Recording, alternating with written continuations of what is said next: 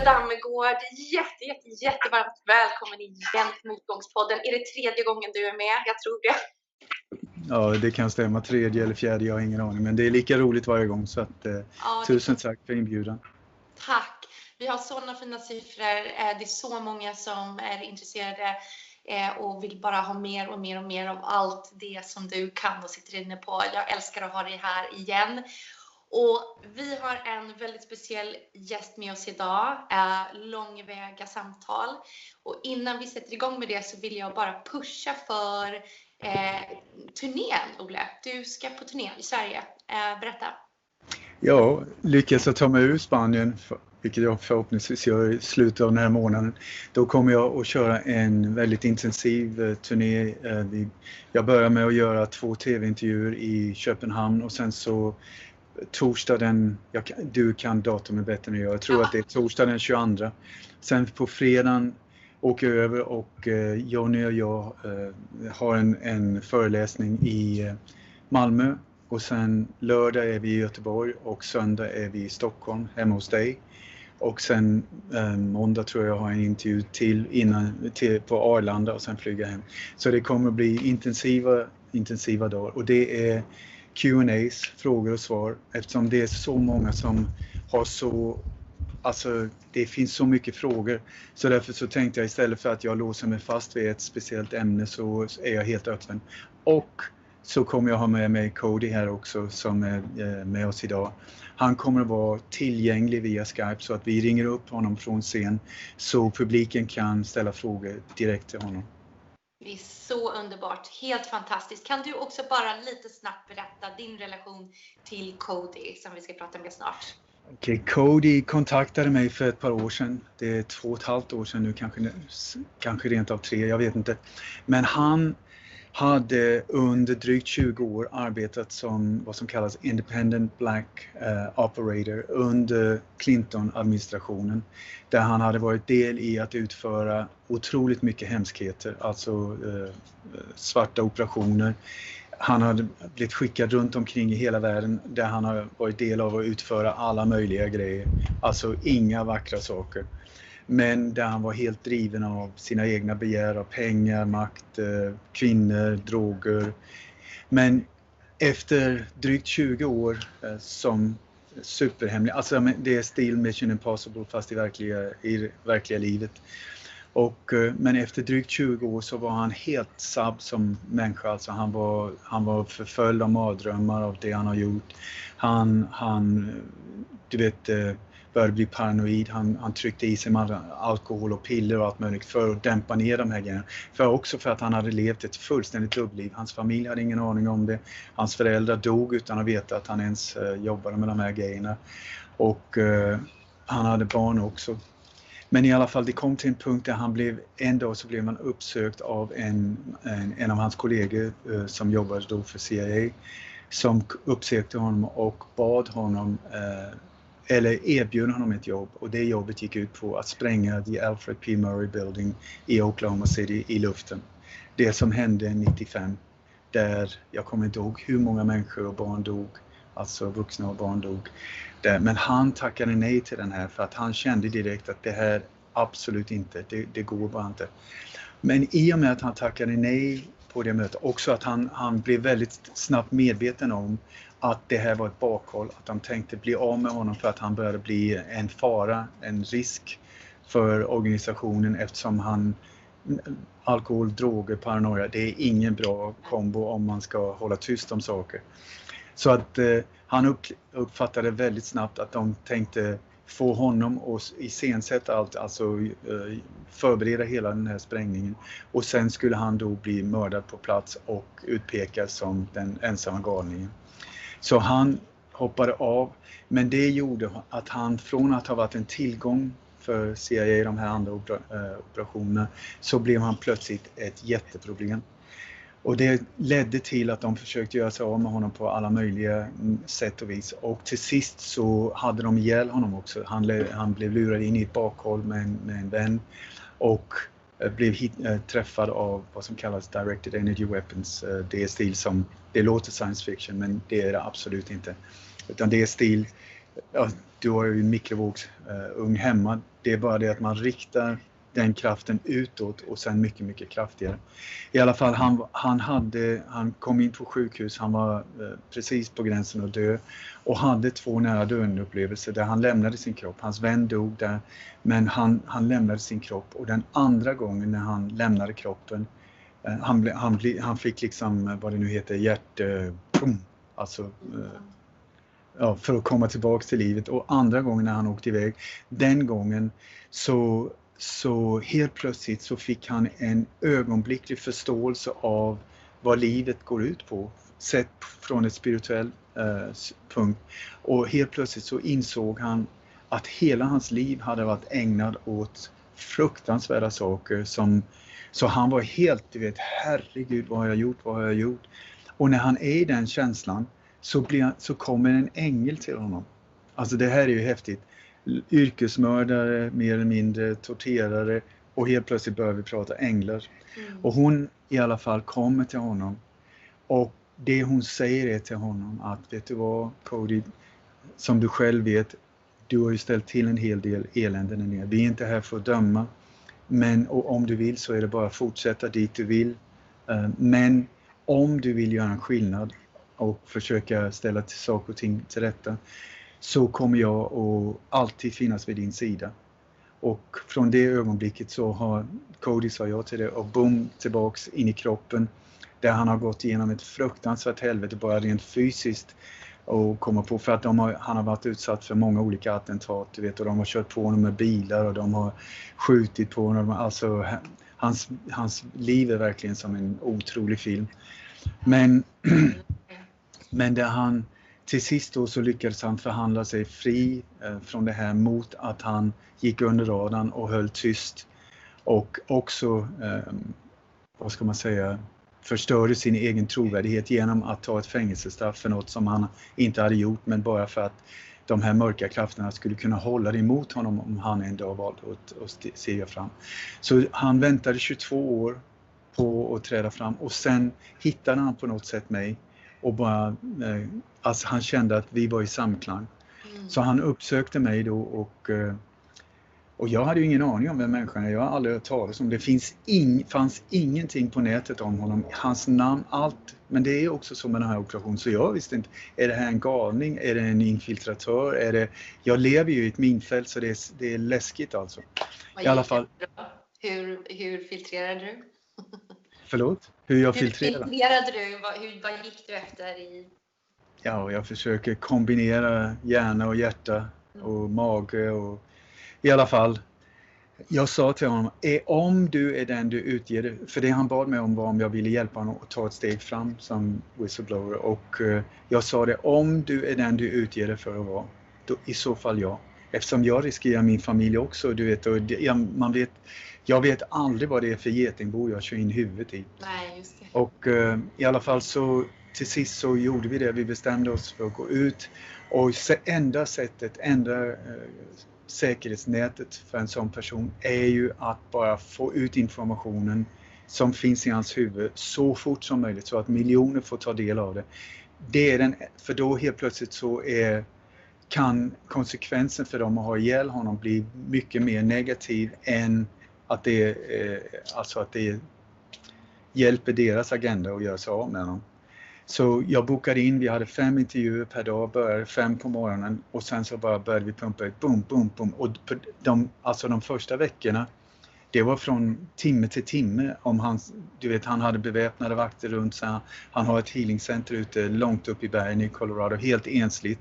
Han är delvis Cherokee. Så han har hela den här indianska grejen, och han har ett healingcenter där, och väldigt, väldigt spirituellt utvecklat. Så den vi kommer att prata med är allt från en tidigare mördare, alltså om du ska spränga ett höghus i luften, om du ska förgifta din svärmor, vad det än är, så är han mannen att gå till. Och sen har han hela den här spirituella biten också, så det är en fantastisk, helt unik kombination. Jag tycker han är bland de absolut viktigaste whistleblowers i världen just nu. Så jag känner mig verkligen, vi är bröder, och jag känner en väldigt stark kärlek och respekt för honom. för att han vågar göra det här. För efter att vi gick ut med det här så har han varit utsatt för 2 mordförsök och en av dem var bland annat en bil som frontalkrockade, alltså siktade in sig på den bilen han kom i och bara fullständigt mosade den. Och Cody, enligt polisen så var han bara några få centimeter från att ha dött i den här kraschen. Så han är fortfarande igång och får operationer och allt möjligt för att få ut glas ur ansiktet och nackskador. Men det är karma också. Han har gjort en jävla massa skit alltså. Och han är väldigt medveten om att han betalar tillbaks där också. Så att han gör sitt bästa. Så därför är det för mig en otrolig glädje att kunna dela honom med Sverige också. För att det är en otrolig kunskapskälla alltså. Och väldigt modig fin man. Och han är rolig också så att... Ja, det skriver jag under på. Jag har hört honom mycket. Där du brukar prata med honom i eran måndagsshow, Ole. Kan man ju tuna in och lyssna varje måndag, eller hur? Ja, på patreon.com / vad det nu heter, framåtlutad pinne. Live on Conspiracies, där är vi varje måndag. Ja. Så att, det blir väldigt roligt att höra. Jag kommer hålla mig lite i bakgrunden och så, för det är Cody som gäller här nu tycker jag. Okay, let's see if he's there. Cody, are you there?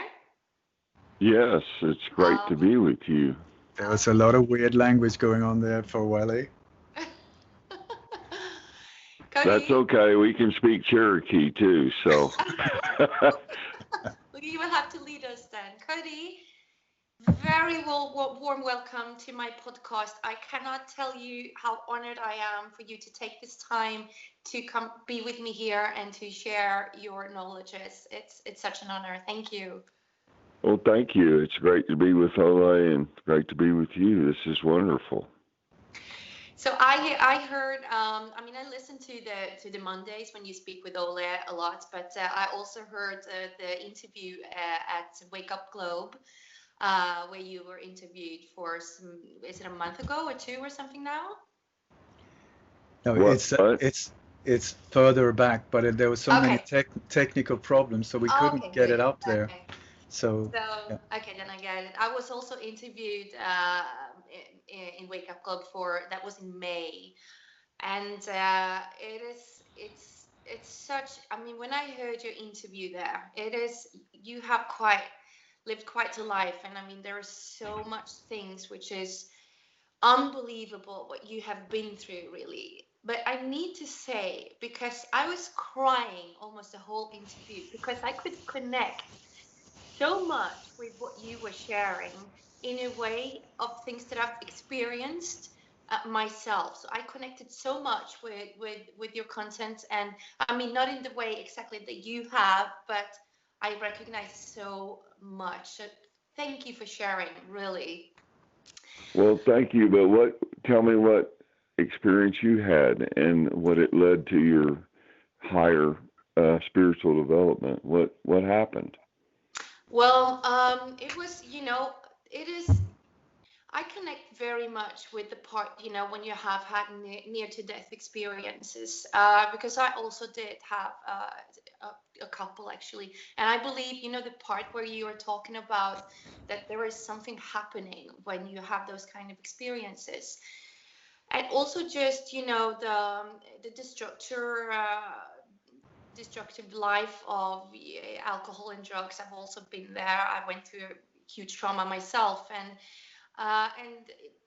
so I've been very much at the lowest bottom, and the way to take yourself from there to be awakened and to come to your full purpose, and when you get to have a choice of what you want to do with the things that you've been through. It's you seem like such a vulnerable person, and who just it's so interesting with the transformation. Let's just say that. You there?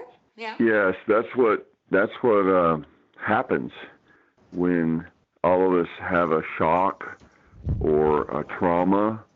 It may be a car wreck for some. It may be losing a job for another. It may be a more traumatic event like a soldier, or perhaps a rape or a violent robbery, or something that pushes us and shows us that the normal reality that we were used to, that we were comfortable with, gets shocked. And at that point, you begin to, what we call in the U.S. your soul searching or looking inwardly. And you're looking for answers. You're wondering why things happen to you. Some people get into drugs and alcohol and try to run away from these big problems.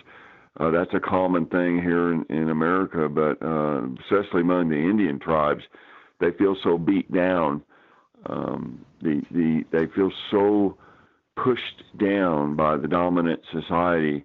They feel like they have nowhere to go, and a lot of them turn to the alcohol or the drugs. But there's a higher way, a spiritual way, to use, the innate spiritual qualities we each possess as beings of light, and to step up over these things and then actually use them as a transformation.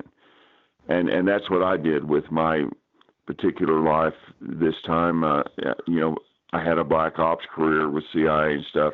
And after that, I had a near-death experience. It was Project Slammer, where I died in the hospital and had to be shocked back twice.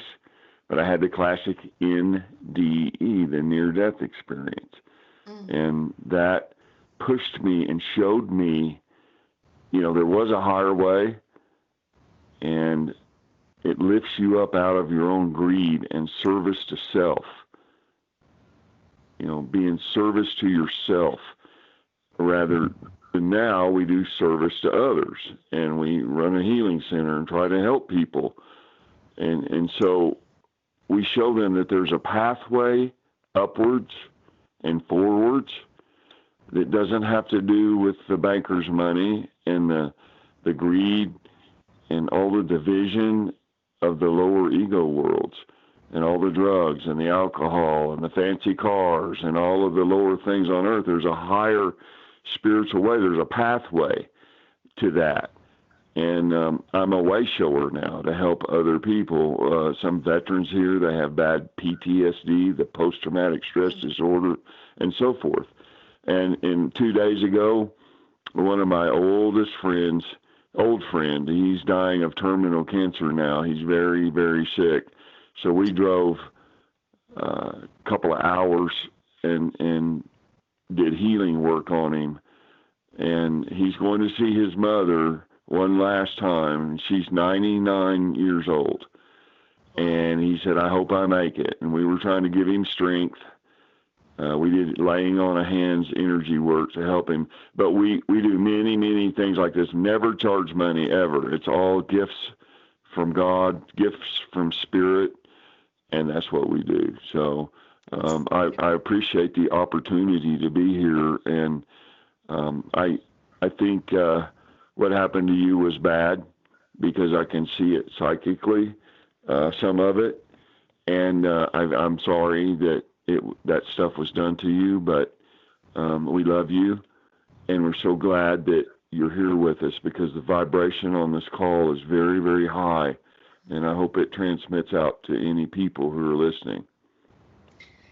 Thank you so much. That means a lot to me. I have a bit of a problem holding my tears here, but I always do. Sometimes I cry when I talk to Ole about stuff and so on else, but it's like I'm a very open person, and I'm very, very connected to my feelings all the time. So that's what's happening. And I just find it so, can you just, if you look at your story so far, could you just, in your own words, just minimize it and tell us, where did you start and then you ended up here, and here are you now? Could you just a little bit, you get me?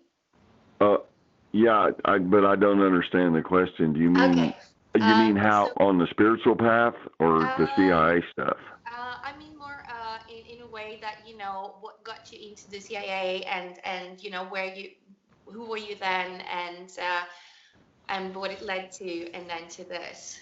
Well, real simply, they have a college entrance exam here in America called the SAT, Scholastic Aptitude Test. And I scored in the top 1% in the whole United States in physics, in the science of physics.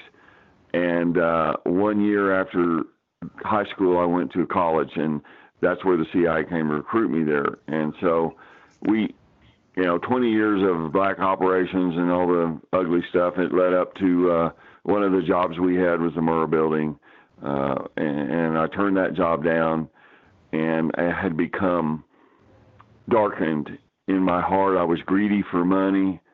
I had a lot of money, Cadillac limousines and Mercedes, all, lots of money, lots of fancy things. And I became a drinker. I had PTSD from some of the bad things we'd done, and my spirit was basically rebelling about all of it.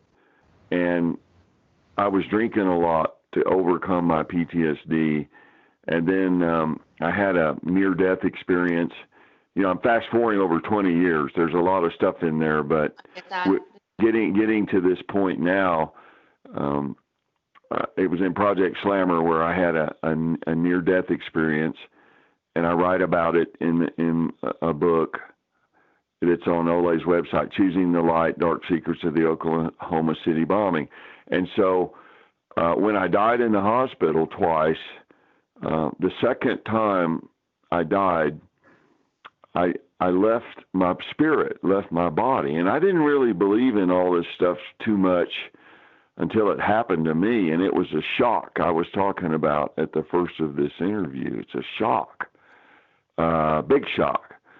And I floated over myself, and I watched the doctors and nurses working on me. The guy beside me had just died, and his machine was flatlining.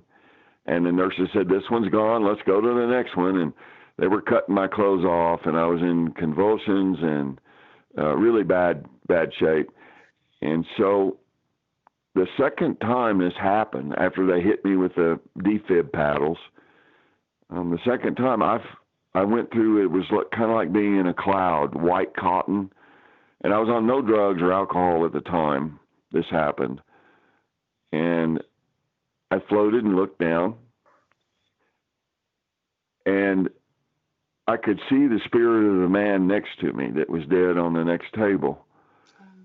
And it was a wonderful feeling of being like everywhere at once with this higher omniscient consciousness.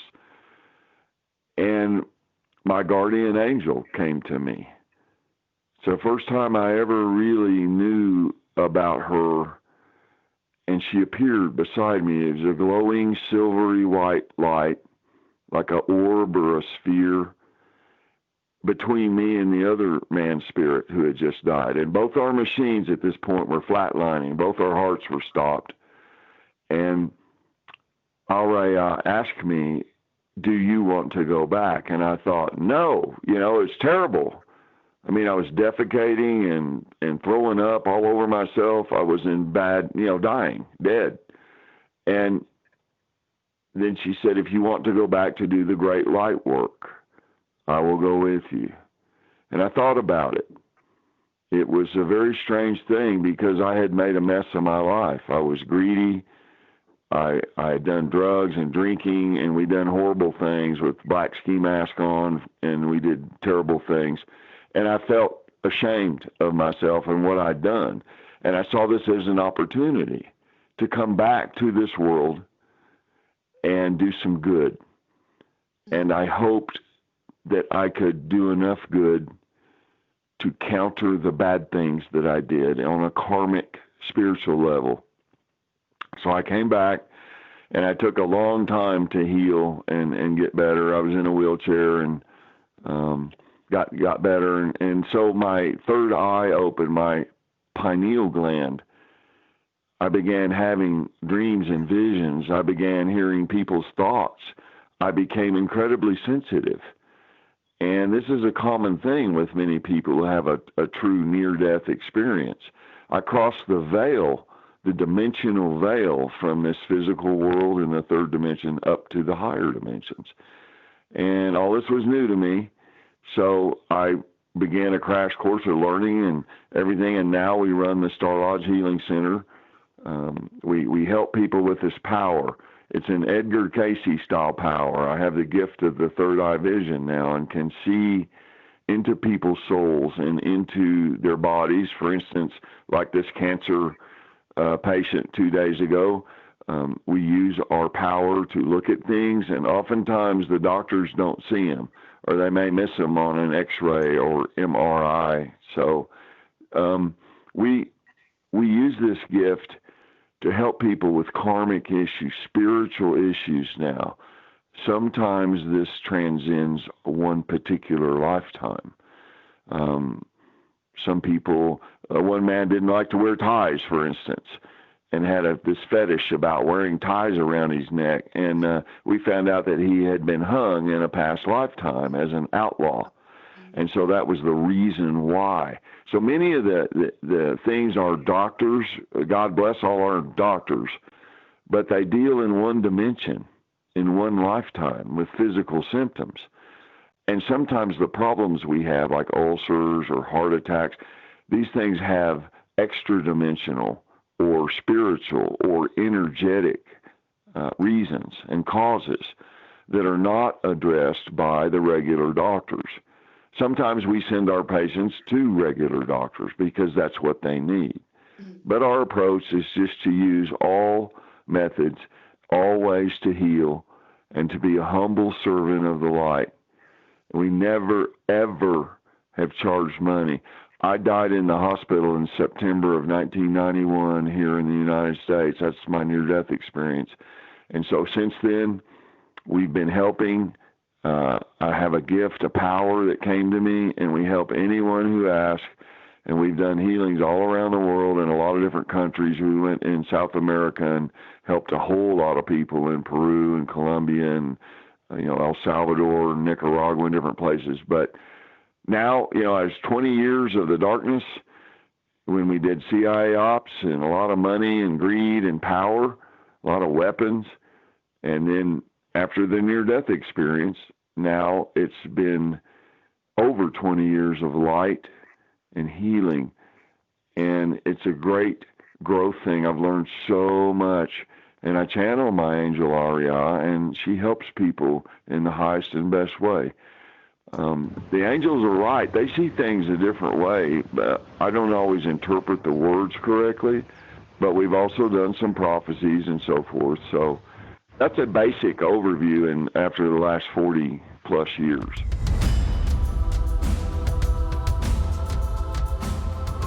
Du lyssnar på Motgångspodden.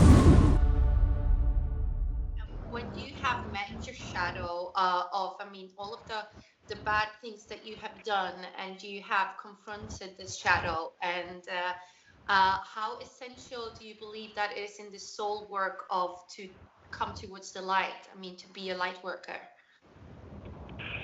Okay. Yeah, I'm having a little trouble hearing through the static, but when I went back into my own self, I would project my spirit. We call it remote viewing or astral projection. And we go to a meditative state. And I'm a master meditator and a remote viewer. We've trained for many, many years. My martial arts teachers in Japan taught me how to do some of this.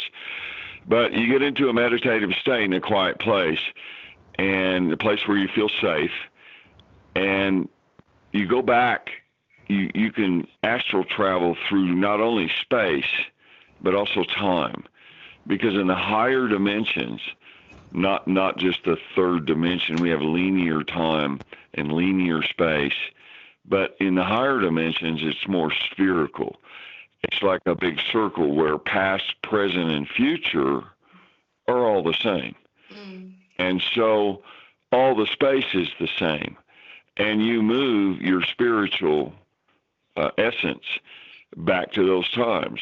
We do things called soul retrievals, sometimes for soldiers or rape victims, and we go back to that time and look at it and remote view it and see it kind of like when you're having a near-death experience and your body floats up over I mean, your spirit floats over your body. And we do a soul retrieval because the idea is that you leave some energy there. There's emotional energy in your life whenever a bad event happens. Yeah, like a soldier gets shot or maybe a woman gets raped or something, and there's an energy there. And that's carried forward in the spirit as well as the mind of the person as they live their lifetime. So we go back into that time and we heal it and we release it.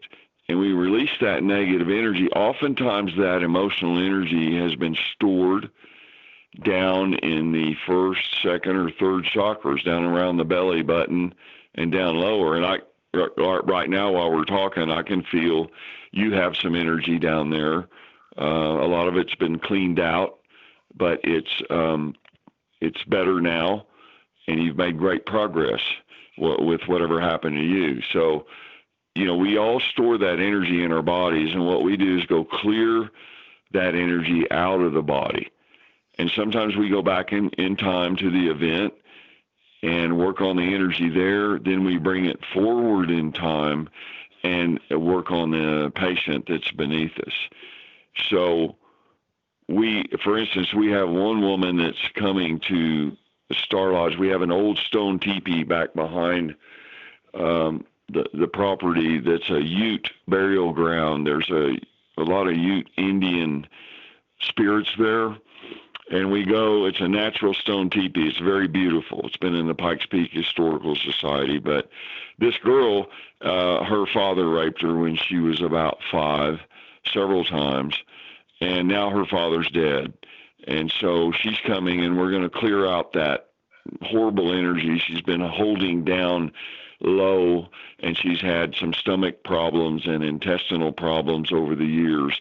And we're hoping that that will clear when we do the spiritual work and clear out that terrible shadow you're talking about, that terrible energy, that will, once that's cleared and the blockages are cleared, then the energy in the body will flow properly and healing will begun, will start.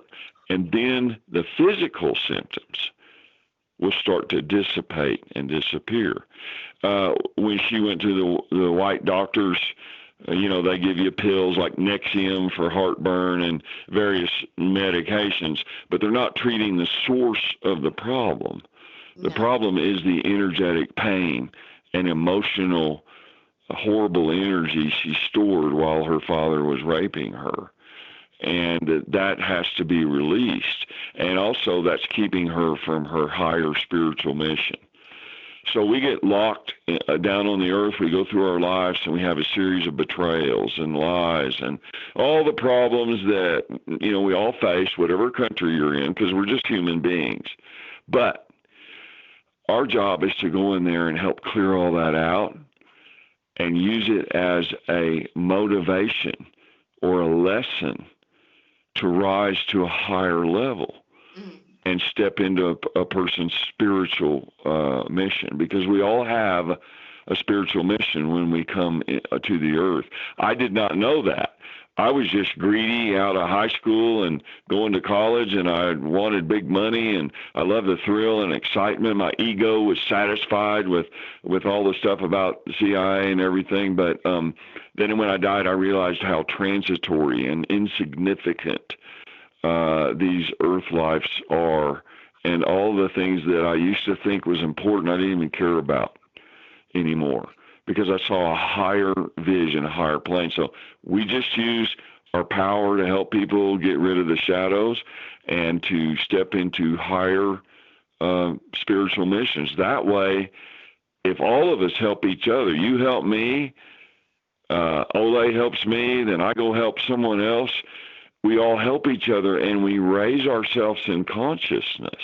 Yes. We don't need wars and governments from the outside to force us into ways.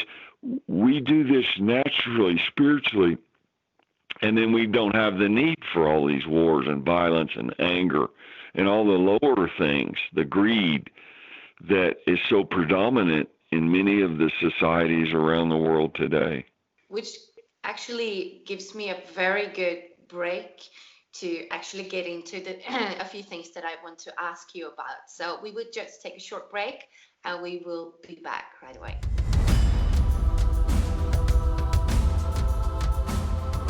Du lyssnar på Motgångspodden. When Cody says we, it's him and the angel. That is because I got a bit confused to start with, but I think that's really beautiful. The question, Cody, is can you please give your take on what you see the world is going through at the moment? Oh, yes. Thank you. The world in a terrible state. There's a deep, dark, satanic influence or an evil influence we call the New World Order, the bankers, the Rothschilds.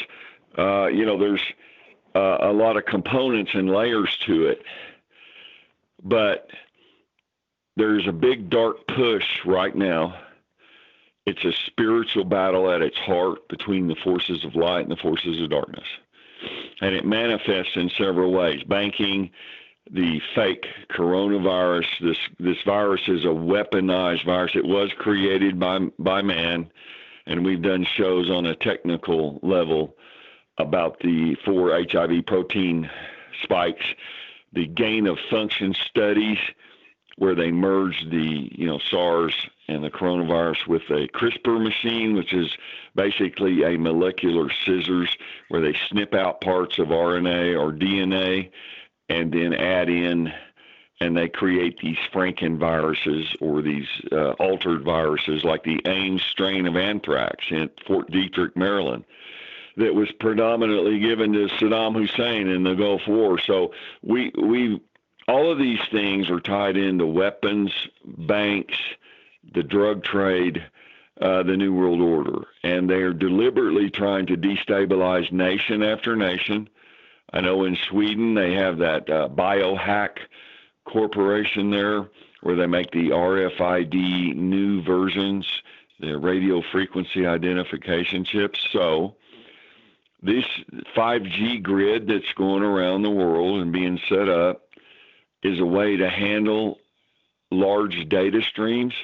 Once they get a chip in people, whether it be through a quantum dot technology like the near infrared technology that Bill Gates is promoting with his new coronavirus 19 vaccines, these things are all being tied together. They're using high technology. They're using geoengineering sprayings and SAI, stratospheric aerosol injections, and TAIs, tropospheric aerosol injections. They've been doing it for decades. They're spraying nanoparticulates into the atmosphere in countries all around the world. We have pictures from South Korea, Africa, Australia, Norway, all around. And this is a worldwide program. And they are using all of these high technical things, 5G, quantum dot technology, and the new vaccines that are coming out. They say they may have a new coronavirus vaccine here in America in this next month, right here in October. So what I see is that this world is being pushed. The people that want complete control of the whole world in every country are what we call loosely the cabal, the New World Order. And these people work together and they destabilize countries from within. They assassinate people. They do false flag operations like Ole has exposed so many of them. They use Illuminati. They use satanic. They use spiritual powers, much like Adolf Hitler in the SS occult division, when they had a small group of SS officers who were dabbling in black magic, and they got the spear of Lazarus, that stuck Jesus Christ in his liver, and those type of things. They went to the Oracle at Delphi in Athens, Greece, and accumulated many of the artifacts, spiritual artifacts, and then they used dark powers to further the aims of the Third Reich. what we're seeing now around the world is this big push. And the censorship is a key aspect of it, along with education control. In many countries, they've went back and digitally rewritten history books and so forth. So not to be too long-winded, the state of the world is poor, it's bad. Here in America, there's terrible fires, people are getting sick, breathing, the economies are being crashed and slowed down all around the world with this released bioweapon, this coronavirus. We're in deep problem, and they're trying right now to use this situation to create fear and chaos. And they hope to control the governments of the world and then all the people of the world and usher in their new world order. And people like Ole and many others, we are trying to expose the truth and bring the light of truth so that the people can see it past the lies in their media and the brainwashing, and realize that they're using high technology and they're also using high spiritual forces like the Nazis did. Yeah. And they're doing it covertly. And they're laying off all these fires in America, for instance, like they're saying it's natural causes. No, it's not natural causes. Many of them, they seed the forests with desiccants and suffocants from the airplanes, nanoparticulates. They're absorbed in the trees. They exhibit strange fire behavior. Then they ignite some of them with the DEW weapons, the directed energy weapons. Raytheon Corporation, big defense contractor worldwide. They're based here in America. They have sodium-based lasers they can put on drones and do all kinds of things. They opened the Pandora's box of mind control with the CIA MK Ultra programs, and the KGB did a lot of it too. So they're using every tool in their toolbox right now. How did you spiritual, mental, physical, and emotional, to push this new world order in a wave of fear and hate and division. And that's the forces of darkness. Yeah. And so we who have chosen the light are trying to use love and truth and education to overcome this horrible thing that the world is in. And we're in a bad state. We could possibly even go into World War III. It is difficult to know these things, but that's the basic summation I have of what's going on. We try to counter it every way we can, spiritually, mentally, emotionally, and physically. That's why Ole's been censored so hard, and they've sent viruses to his website. You've probably had some harassment and so forth. So they use every trick in their toolbox. Like Julian Assange, they said in Sweden, those girls accused him of rape, and of course he didn't do that, but they were CIA honeypots designed to trick the Swedish authorities and to do their bidding as a NATO country, and then get them back here to the United States where they could clamp them down in their federal prisons. And so what they want to stop is the truth that Julian Assange was trying to get out to the world about the deep corruption in the militaries and the banks.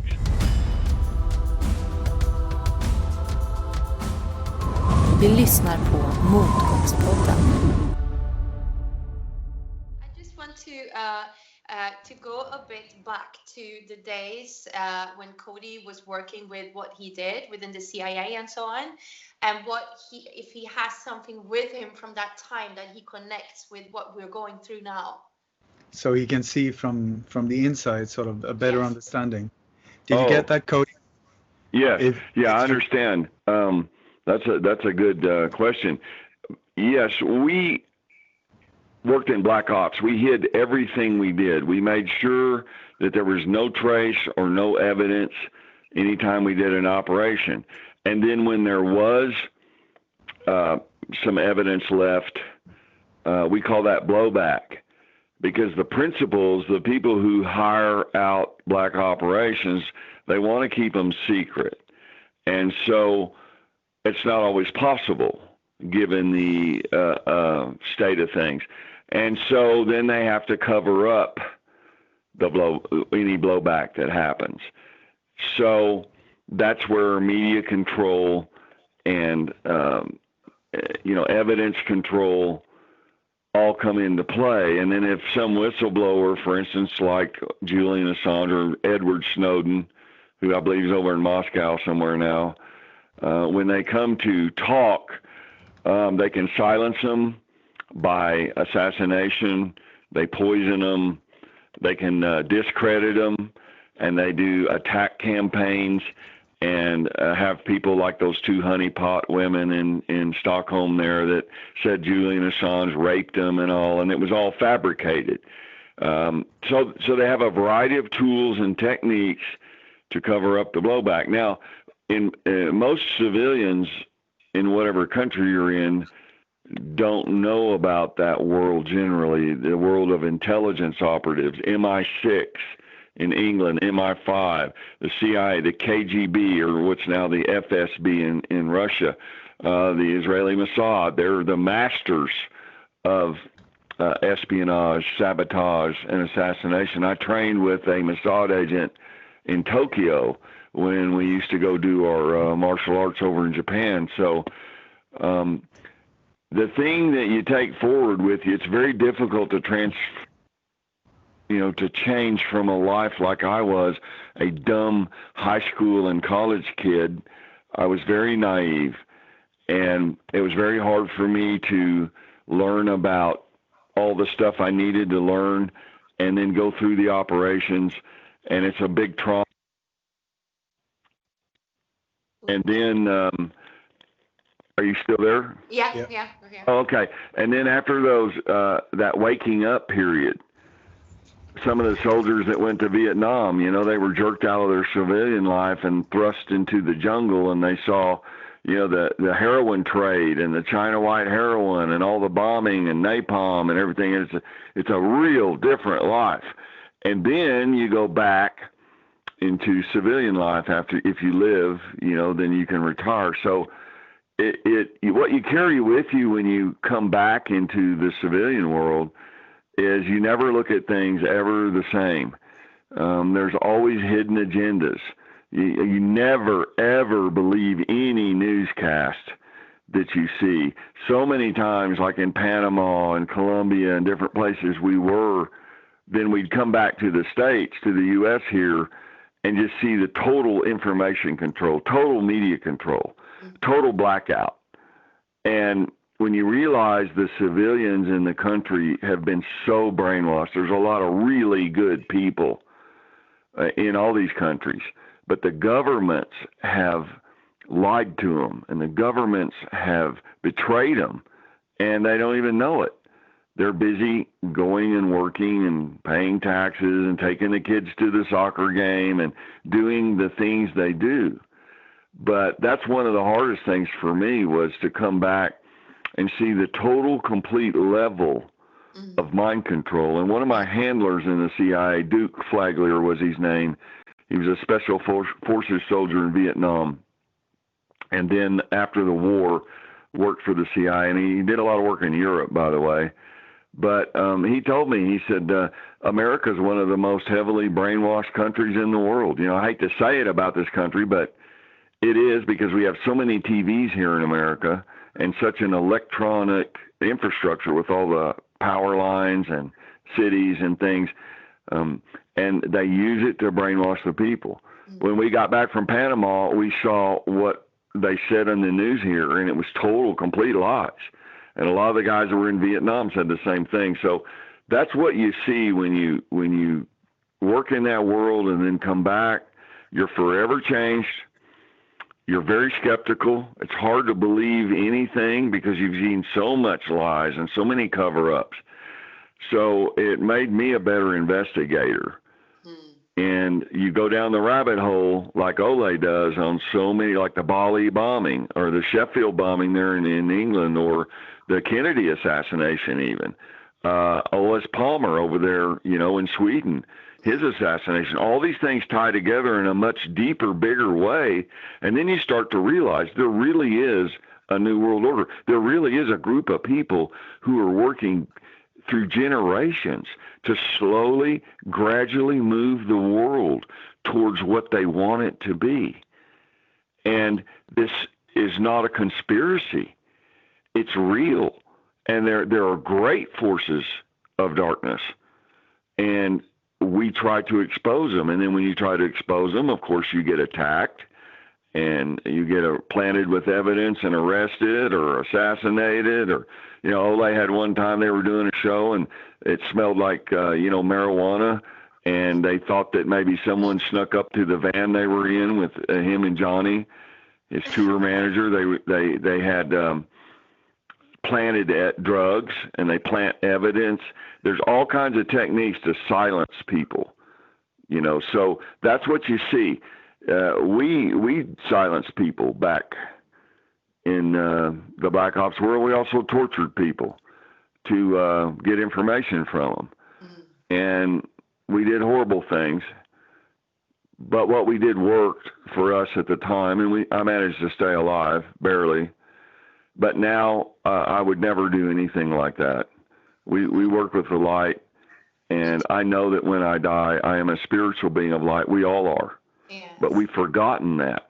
Yes, we've forgotten that. And we've been brainwashed by many of the earth religions and the schools into being afraid of death. But I'm here to tell you, you never die. Your spirit never dies. Your body does. Your body comes and goes like a car, an old car, and you're driving down the road and then it quits. Well, you just open the door and get out of it and go get into another car. And you have another vehicle. And you're still the same thing underneath. It's just that we have forgotten what that is. Our job is to wake people up to their true spiritual natures, because from that place is where all our power, all of our love, all of our great accomplishments of mankind comes from that spiritual place.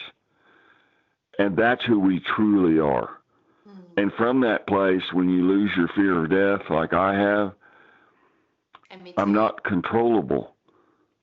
They can put my body in a prison, but my mind is free. It's free, yeah. And so we free our minds, and we help other people free their minds. That's why I love Ole and the work he does.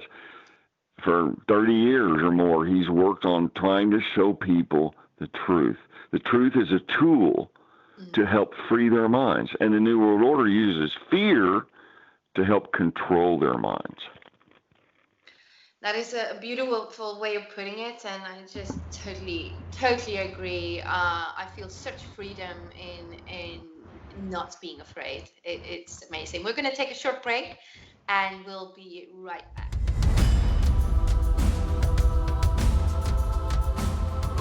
Vi lyssnar på Motgångspodden.